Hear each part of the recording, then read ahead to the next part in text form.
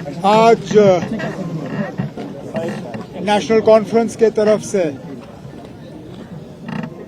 आगा महमूद साहब ने Budgam by election के लिए नामजदगी के कागज जो हैं वो भरे हैं। पूरी तंजीम आगा महमूद साहब के साथ खड़ी है। आज से ही हम अपना पैगाम और अपने वोटर का अपील जो है बडगाम के लोगों के सामने रखेंगे और उम्मीद करेंगे कि जिस दिन नतीजे निकलेंगे तो आगा महमूद साहब भारी अक्सरियत से यहां से कामयाब होके इंशाल्लाह बडगाम के लोगों की नुमाइंदगी जम्मू कश्मीर के असेंबली में करेंगे इंशाल्लाह। जनाब फारूक अब्दुल्ला साहब ने इनके नामजदगी के कागज पे दस्तखत किए, लेकिन फैसला अकेला फारूक साहब का नहीं था। फारूक साहब ने अपने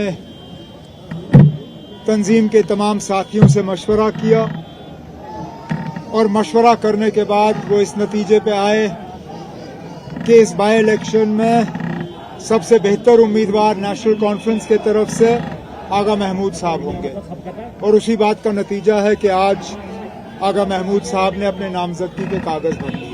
इतना वक्त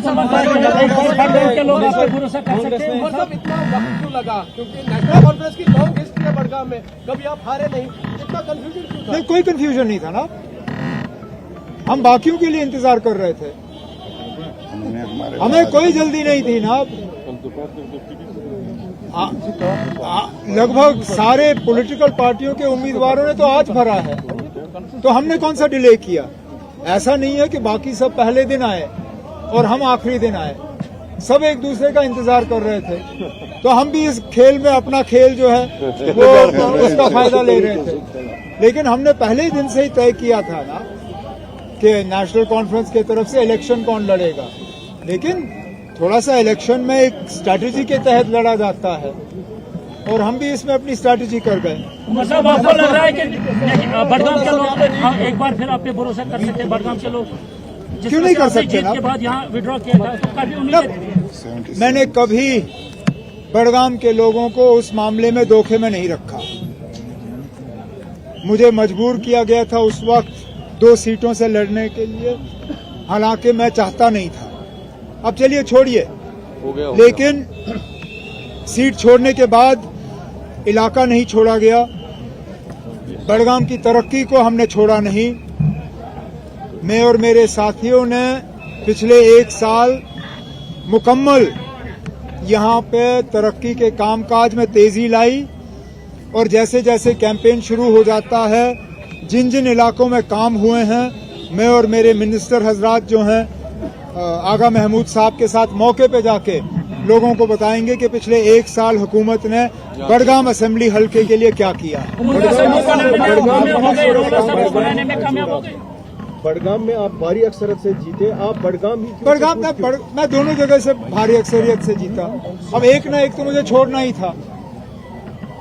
बडगाम छोड़ने का छोड़िए ना, वो 1 साल पहले की बात है।